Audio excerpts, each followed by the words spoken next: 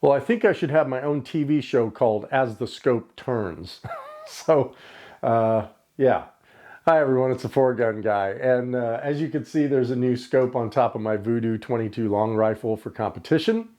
This is the TRACT TORIC 4.5 to 30 by 56 millimeter first focal plane in mils rifle scope. So, one reason why I went with this is because if you recall, I had the Zico with the Impact 3X reticle on this, and I had just done a video on comparing the Impact 3X with the Impact 2 reticles. Love that scope, but I'm kind of waning on the 22 stuff. I'm trying to focus a lot more this year on center fire. And since I'm not going to be shooting as many matches with the 22, probably just one a month, I thought, I don't need that Zico on the rifle. Let's sell that, get something a little more economical, and pocket some money and use it for ammunition or whatever. So that was the reason why I went with this. And what I thought we'd go over today is let's do my famous comparison matrix, because I want to kind of get back to that. I didn't do that on a couple optics, and I want to get back to doing that. The comparison matrix, we'll do an unboxing. It's already out of the box, you see it, but there's some things that come with it. We'll just go over that, 30 seconds.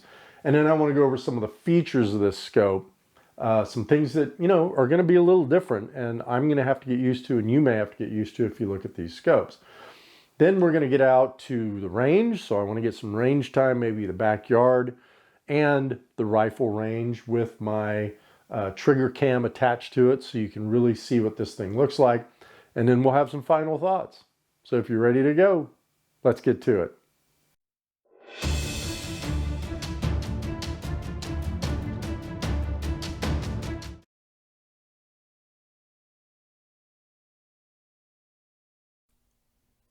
All right, well, here's my famous matrix. I've had this on a lot of other videos, and I've kind of gotten away from it lately, but I thought for this one I'd bring it back.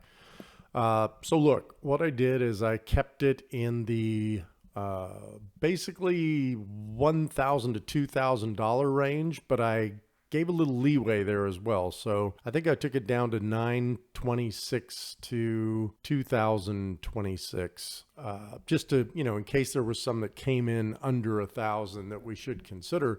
But as you can see, none really did. And I'm not going to spend a whole lot of time on this matrix.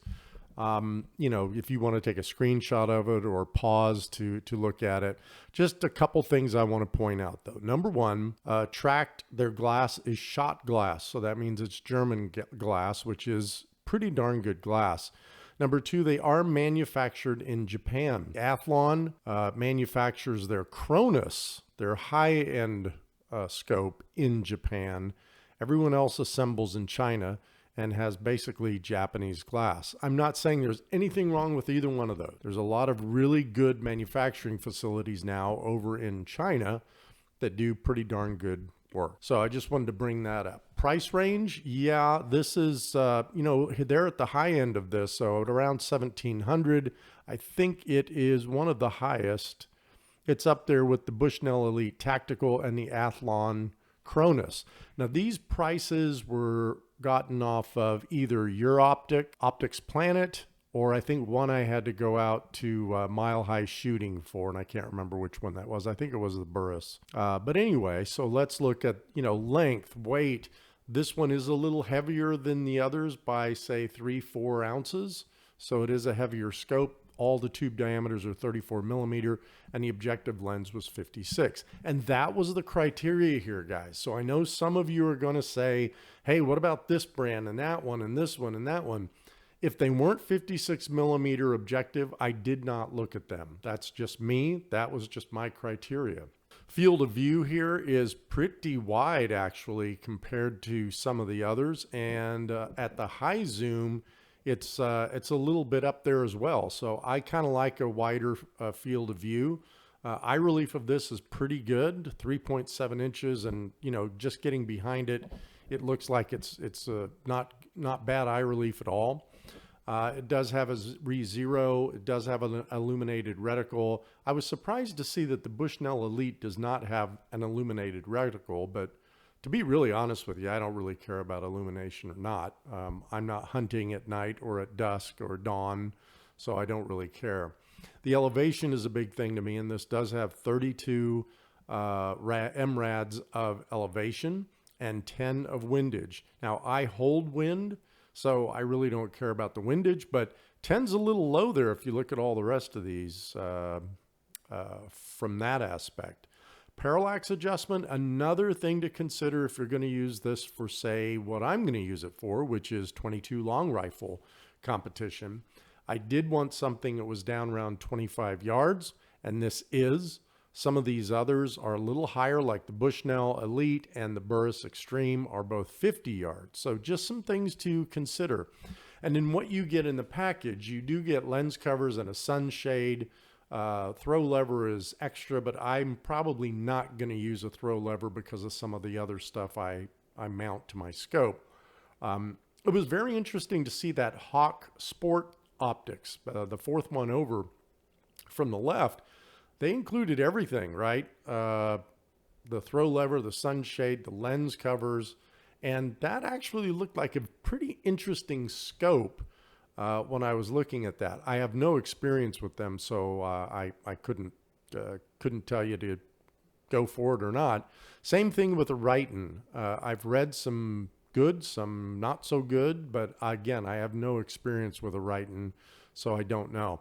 And then at the bottom are the reticles. Now I just have those in the matrix here, and if you want this matrix, email me and I will be happy to send it to you in an Excel spreadsheet or PDF. And but yeah, I've got the reticles down there, and that's what I wanted to get into next. Now let's look at the reticle comparison and some of the considerations for the elevation turrets that you're going to want to think about.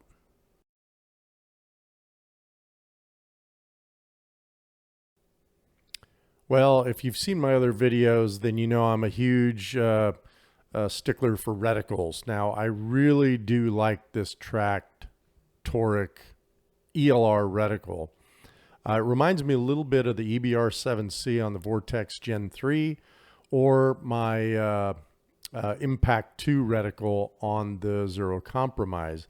It has a 1/2 mil marking on the windage, which I love. It has a real unobtrusive center dot, and it's easy to make out the 0.2 mil marks on the scope.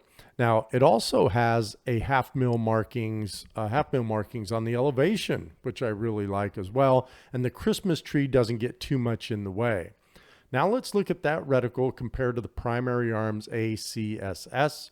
And really what I'm looking at here is the fact that the ACSS, number one, I'm going to start right off the bat. Why do you not have numbers below 4 on the windage, right, on the horizontal?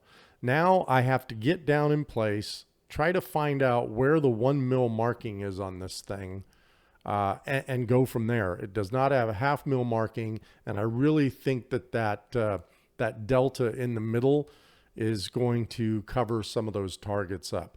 So from a reticle perspective, this is automatically a no-go for me.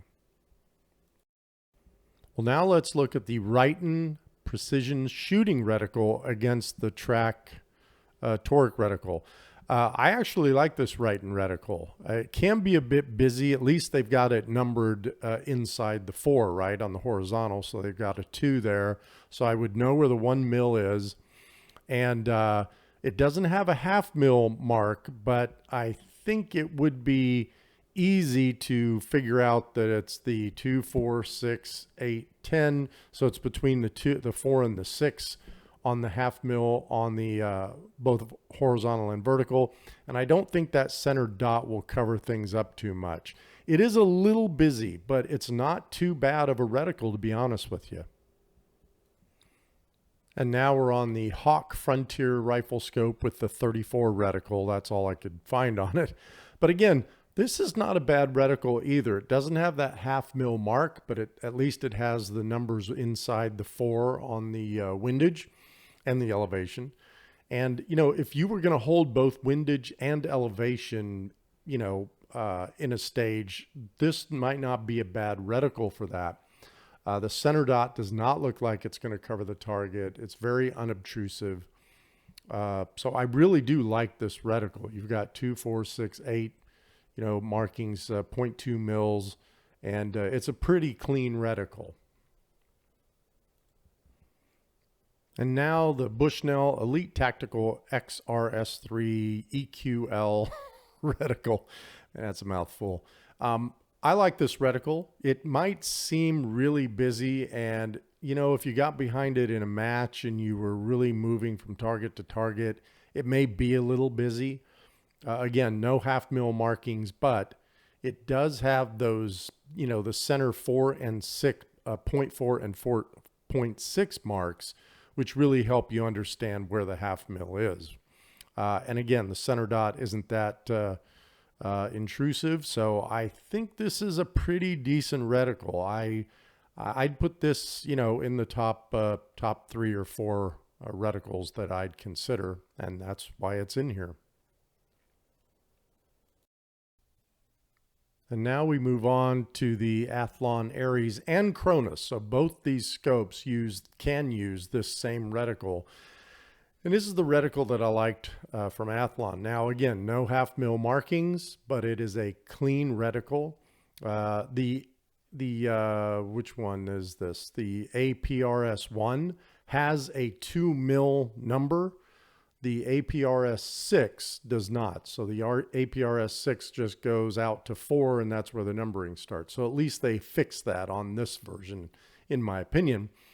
And I like this reticle a lot. Again, it's clean, it's simple, and if you have to go further down, and hold wind, you can do that. It's not necessarily a tree reticle like the TORIC is on the left. The elevation or the windage, once you get down to 4, goes out to 3.5. On the TORIC, it only goes out to 2 on the Athlon. So just some things to consider. And finally, we end up at the Burris Extreme Tactical XTR3 SCR2 reticle. Now again, fairly simple reticle. I don't think it's too busy at all. It doesn't have the half mil, but again, it's got that 2 and 6 marking that are, accentuated, so that the half is in between those. And I don't think that center dot is going to be too intrusive. Also, if you look down the tree, I'm not so sure I like that at 2 mils of elevation that it's only going out to a mil of wind. So if you were holding both elevation and wind, which you probably wouldn't in those extreme conditions, but again, it only goes out to a mil left or right. So just again, some things to consider here.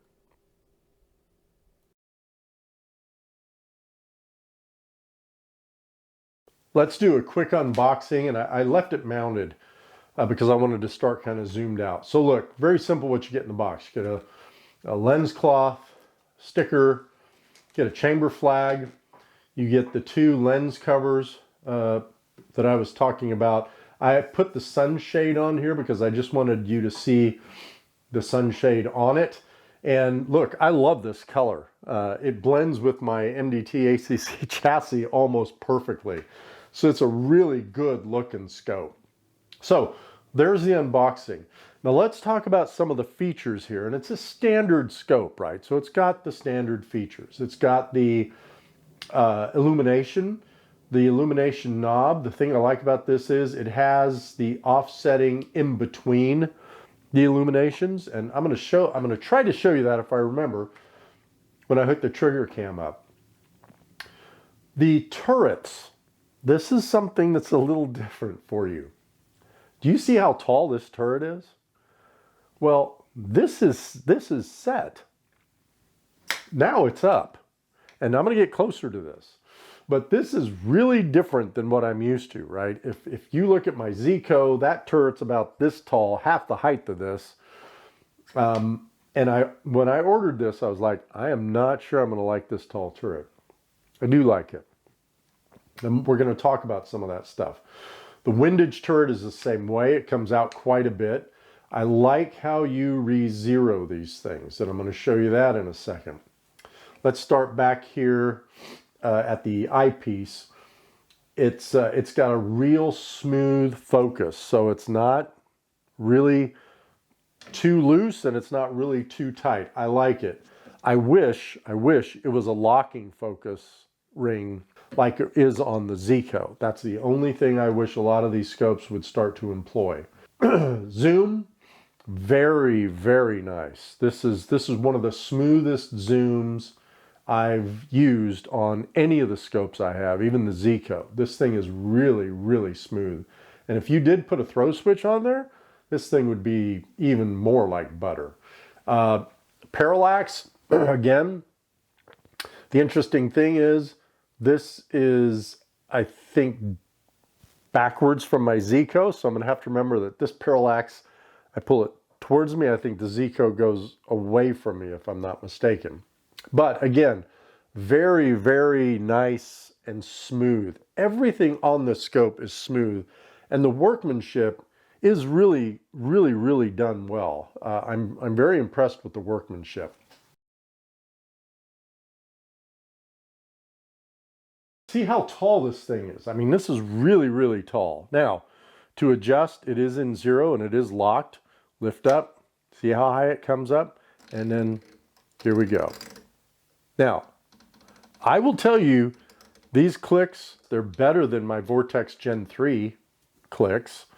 Let me get down on this and take off my microphone. You can hear those. Ready?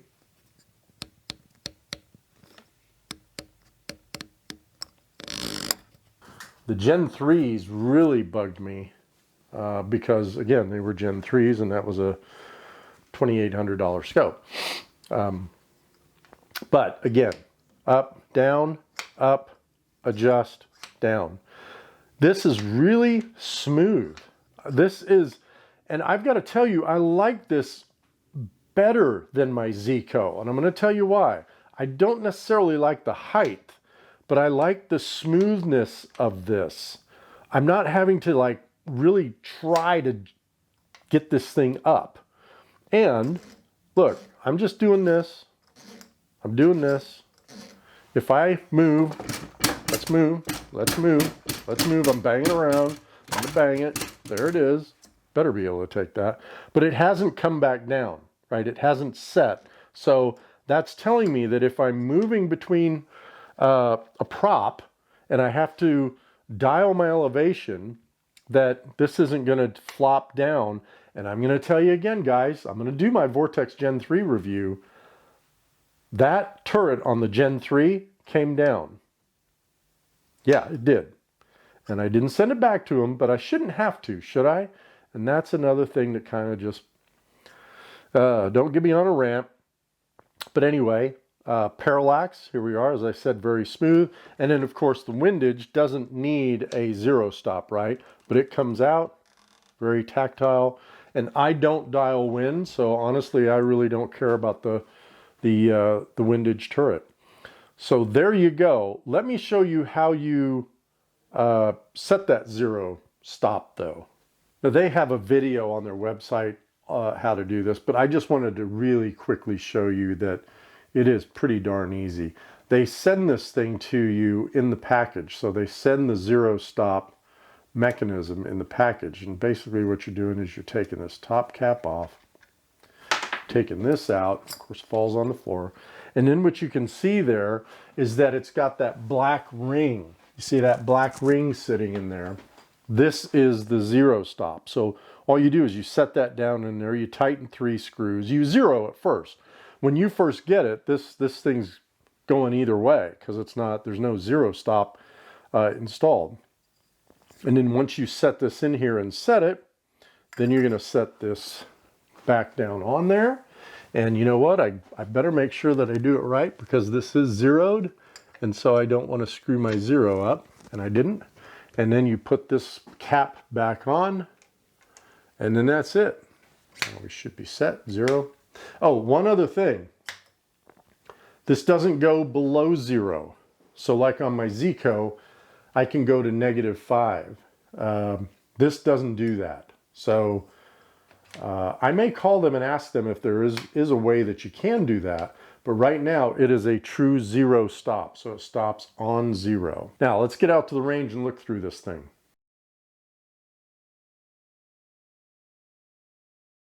We're at the range. I'm at a section of the range where I can reach out probably, well, I think there's some 800 or 900 yard targets this way. There's some close-in targets, 320 yards-ish here. And then down here at the corner, I can reach out to about 520 yards. But what I want to do right now is to just put the TriggerCam on the TRACT. Let's look at some of these targets. Let's see how this thing picks it up. Okay, this is 955 yards, 955. And let's see if I can get a little steadier here on it. Zoom in all the way. This is extreme. This is all the way zoomed in.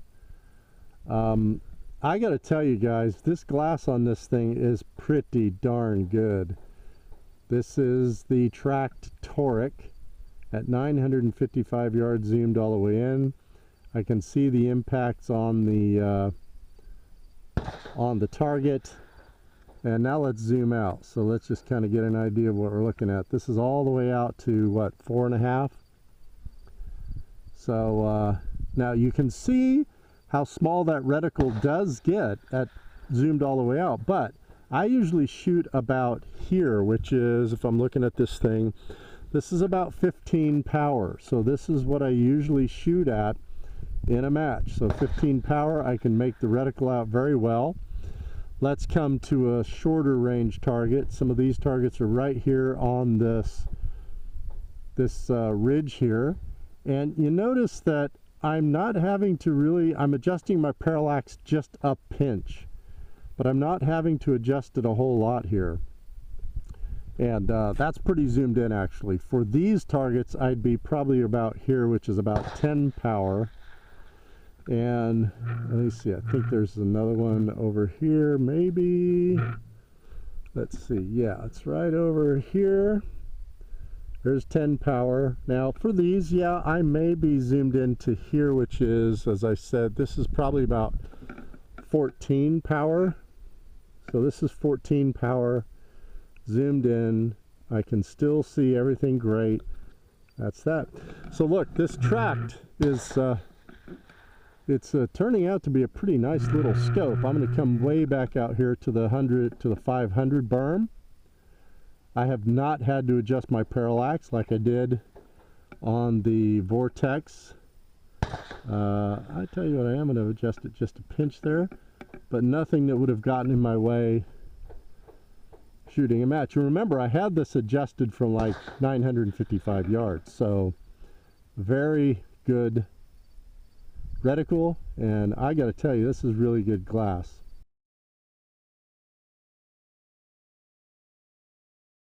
Well guys, thanks for watching another one. I hope you enjoyed this review of the TRACT TORIC 4.5 to 30 by 56 rifle scope. And again, it's mounted on my Voodoo 22 long rifle for competition. And I'm really looking forward to getting better acquainted with this scope. I've got a couple matches coming up that I'm gonna use this at. We're gonna see how it works out. Well, I've got some other videos coming up. I think I've released one on my Swaros, the binoculars my wife got me for my birthday. That was pretty surprising, and they're great binoculars. And then I've got some others coming up with powder comparisons, some environmentals, and the equipment that you might want to consider for that. And then I'm continuing to do my stage practice videos, which I am really excited about. I love doing those things. So if you haven't seen any of those and you're interested in PRS, whether it be 22 long rifle or centerfire, please look at my over 110 videos now, and you'll find some of those stage videos in there. And you'll also find some videos on the other scopes and optics, rangefinders, binoculars, scopes that I've done. I've got a lower lower end scope that I actually had on this, and I did some practice with a weekend or two ago, and that's the Athlon Midas. So I'm going to do a review on that, and I was surprised at how good that little scope was for the money. But anyway, again, TRACT, TORIC, awesome scope, love it, and until next time, shoot straight.